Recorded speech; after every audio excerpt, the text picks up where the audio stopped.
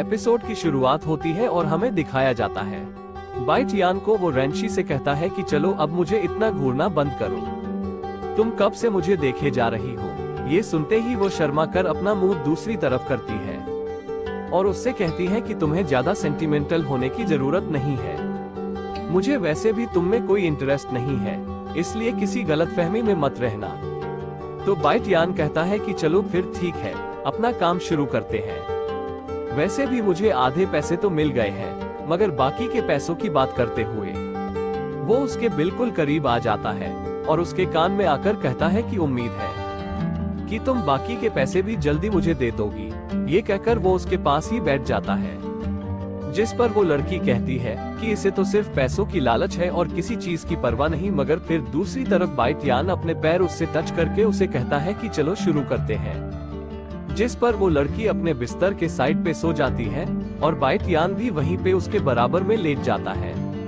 और बाइट यान इस तरह लेटा हुआ था कि रेंशी को उस पर बहुत गुस्सा आने लगा था, मगर वो खुद को कंट्रोल करती है, जिसके बाद वो स्पाइडर गर्ल से कहती है कि तुम अपना काम शुरू करो। ये सुनते ही बाइट यान सीधा लेट जाता है और फिर स्पाइडर गर्ल जैसे ही मेमोरी स्टोन का इस्तेमाल करती है तो अचानक से रेंशी कहती है कि रुक जाओ, मुझे ये कुछ ठीक नहीं लग रहा, मेरे ख्याल से इस तरह सोने से किसी को भी यकीन नहीं आएगा कि हमारे बीच में कोई कनेक्शन है। ये कहने के बाद वो खुद को मेंटली तैयार करते हुए बाइट यान की तरफ खिसकना शुरू हो जाती है और फिर देखते ही देखते अचानक से वो अपना सिर बाइट यान के कंधे पर रख देती है, जिस पर बाइट यान भी खुश होते हुए अपना हाथ उसके कंधे की तरफ आगे बढ़ाता है, जिस पर रेंशी को काफी अच्छा फील होता है और वो कहती है कि पता नहीं क्यों पर मुझे ऐसा फील हो रहा है कि जैसे मैं बिल्कुल सेफ हूँ। और दूसरी तरफ स्पाइडर गर्ल कहती है कि अच्छा ठीक है, तो फिर मैं तुम्हारी तस्वीर बनाने के लिए तैयार हूँ।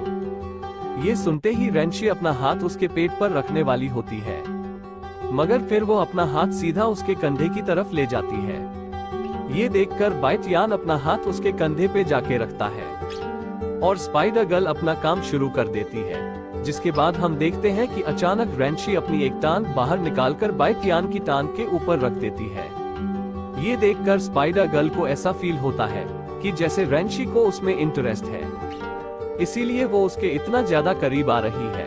और उन दोनों की मेमोरीज को सिक्योर करने के बाद स्पाइडर गर्ल रेंशी से कहती है कि हमारा काम हो गया है, चलो उठ जाओ। मगर रेंशी नहीं उठती, जिस पर स्पाइडर गर्ल उससे दोबारा कहती है कि हमारा काम हो गया है, हमें चलना चाहिए। ये सुनते ही रेंशी फौरन से होश में आ जाती है और बाइट यान से फौरन से पीछे हट जाती है और शर्माते हुए फौरन से उस बेड से नीचे उतरकर स्पाइडर गर्ल को लेकर बाहर चली जाती है, जिसके साथ ही ये सीन यहीं पे ही कट हो जाता है।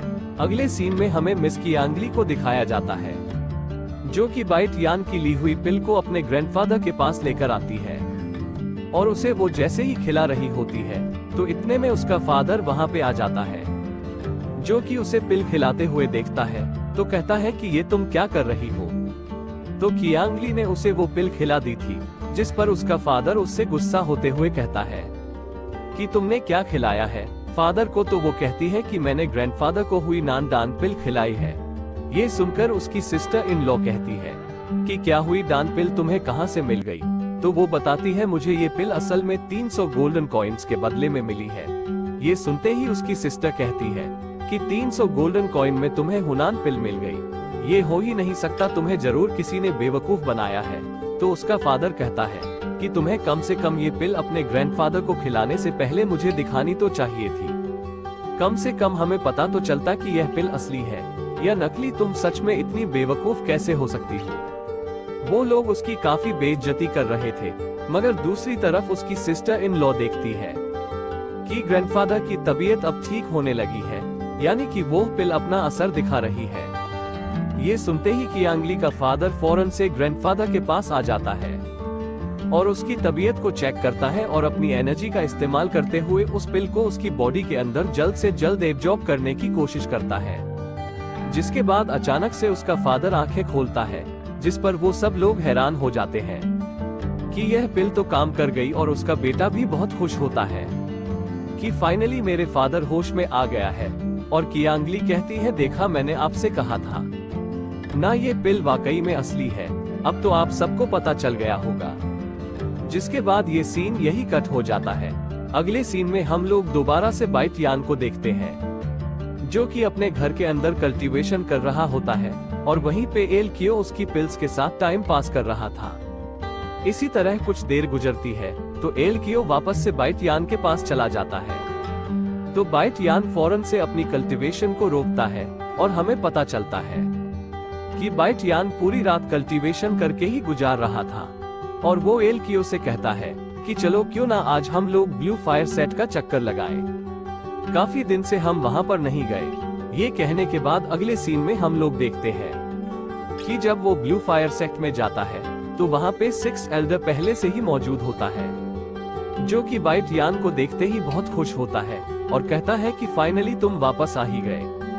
मुझे पूरा यकीन था कि तुम सेक्ट को ज्वाइन करोगे, चलो आ जाओ, मैं तुम्हारे लिए कुछ अरेंजमेंट्स करवा देता हूँ।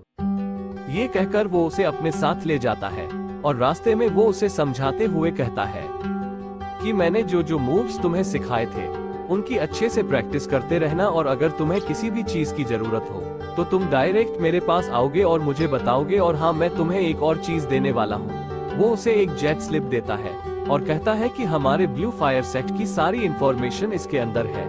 उस जेट स्लिप को लेकर बाइट यान उसको थैंक्स कहता है, जिस पर एल्डर कहता है कि हो सकता है कि फर्स्ट टाइम में तुम्हें कोई भी चीज समझ में ना आए, इसीलिए परेशान मत होना, तुम्हें कोई भी बात पूछनी हो तो मुझसे पूछ लेना। और वो उससे कहता है कि तुम्हारे साथ इस रूम में कुछ सीनियर फ्रेंड्स भी तुम्हारे साथ होंगे, तुम उनसे भी बहुत कुछ सीख सकते हो और तुम्हारी यह ट्रेनिंग सिर्फ 3 दिन के लिए होगी।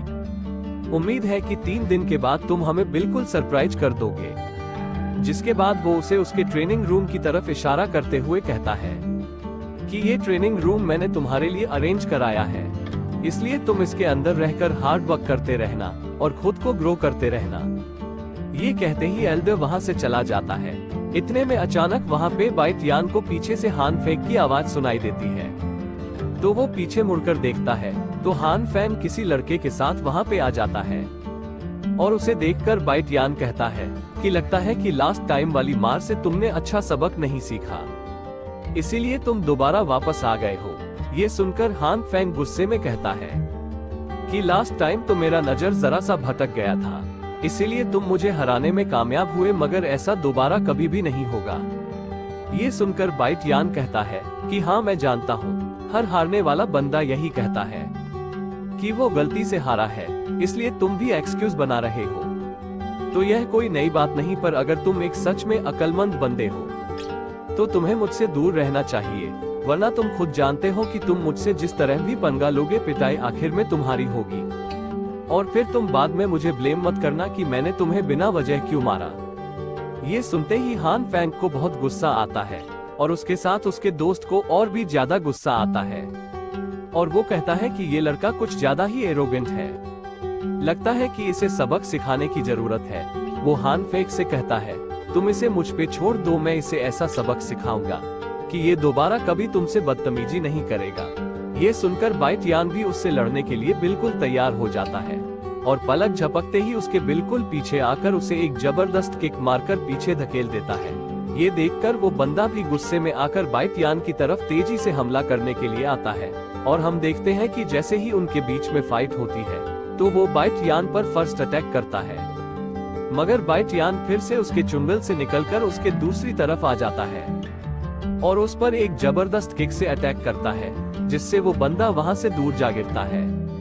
बाइट यान की किक से उसको हल्की सी इंजरी भी हुई थी, मगर वो हार मानने को तैयार नहीं था।